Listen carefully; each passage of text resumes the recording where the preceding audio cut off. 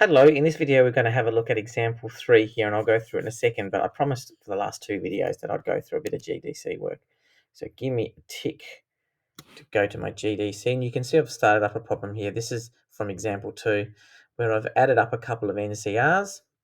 Boom, boom, boom. Doesn't look right. No, it is. And then I've divided by NCR and you can see I've got 0.4 recurring here, and it hasn't given me the calculator, the fraction, sorry, because it's not in exact mode, it's in approximate mode. So 0.4 recurring, though, you might be able to figure out what that is as a fraction. I don't know, but I don't think I could. Up to the menu, and then to number. Whoops, too quickly. So menu, 2 for number, and then you can see 2 is approximate to fraction. So I'm going to whack that, and because my answer is already there, it's gone answer to approximate, and press return, and you can see it gives me 4/9. So that's the answer as a fraction, 4/9. Okay, on to today's example, or this video's example. It's a long one, but it's not too bad to explain, so just see how we go. Before I do that, I'll just pause the video for a sec while I get my notes organized, because as I said to you, I've got notes to the side, so I don't have to do too much calculator work. Okay, let's see how we go with this. Fred's chance of being selected for the soccer team is 8/11. The probability of Fred going on the soccer trip, given that he is selected for the soccer team, is 7/12, whereas the chance of him not going on the school trip, given that he is not selected for the soccer team, is 3/4. Well, what's the probability that Fred will be going on the school trip? Okay, did you notice the key word there? The key word is given, isn't it? Because that normally means conditional probability. And guess what it means for this problem? Not conditional probability, though you'd be forgiven for thinking it was based upon our previous experience. Let me explain.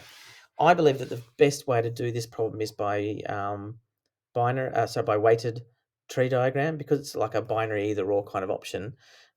It's pretty easy to create the weighted tree, and things make sense as we do it. So I note that there are basically two stages. There's whether Fred is selected for the soccer team, and then whether Fred is going on a school trip. So I'm going to start by putting my branches out. So soccer team, or not soccer team, which we're just going to use the complement notation for that. And then school trip and not school trip. School trip and not school trip. Okay, now we're going to use the language, or sorry, the facts given in the problem in order to work out the branch weightings. And I'm going to start with the chances of being selected for the soccer team. We're told it's 8/11, so I'll fill that in. I might just use a different colour so you can see it. 8/11, and we can straight away talk about the probability of not being selected for the soccer team, because it's got to be 3/11, right? So remember that the sum of the branches coming from a node, in this case there's just 2 from each node, the sum of branches coming from a node have to add up to 1. So that's 8/11, that has to be 3/11. Okay, moving on. The probability of Fred going on the school trip, given that he is selected for the soccer team, is 7/12. Now, it feels conditional by the language, but all it's really saying is that if we know this bit, he's gone on a school trip, then this bit has to be 7/12. Okay?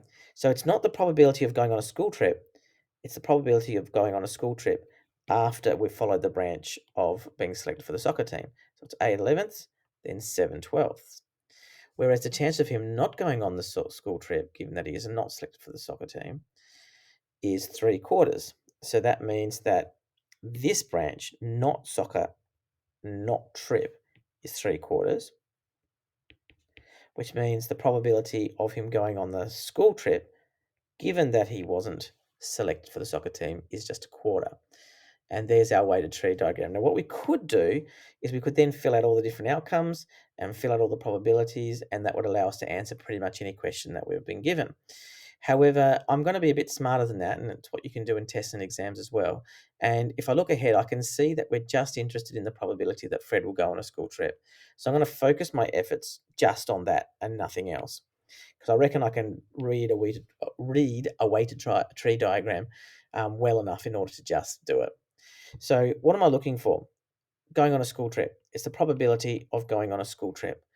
But we need to be smart enough to be able to break that down. Going on a school trip means either being selected for the soccer and then going on a school trip, or being not selected for the soccer and still going on a school trip. So there's the either or there. So we've got the probability of soccer and school trip, or there's the plus, the probability of soccer, not soccer, and school trip, like so. So that becomes our calculation. Now we can work that out. So soccer and school trip, we're just going to multiply along the branches. So that's 8/11ths multiplied by 7/12ths. Okay, so I'm going up the branches there at the top there. And then we've got not soccer and school trip will be 3/11ths times a quarter. So I'm going to add 3/11ths multiplied by 1/4. Now, just for the fun of it, we could I could do things like cancel down the fractions here and work out a common denominator and all that kind of stuff. But let's use the calculator. We might as well, since I've got it already up and running. So here it is here. So I've got 8/11ths multiplied by 7/12ths multiplied by 7/12ths plus 3/11ths multiplied by 1/4. And that gives me, get my face out of the way, 0.492424, maybe recurring, I suspect. So I know you can't see it, but I'm just going to write that down. 0.4, I'm just going to go 492. Should be enough decimal places, shouldn't it? So just under half a chance of going on the school trip. And again, just to practice it, menu, number, and approximate to fraction. Return 65 over 132, which looks right to me as well. Looks like it might be the common denominator of this lot here.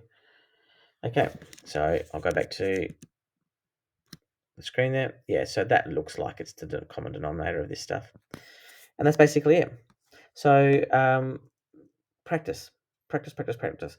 There's just one more example I think I'll do as a bonus video, which goes through a particular instance of where complementary events are a much more useful way of solving a problem. But apart from that, these 3 examples should be enough for you to tackle most of the problems from the textbook and hopefully in revision work as well.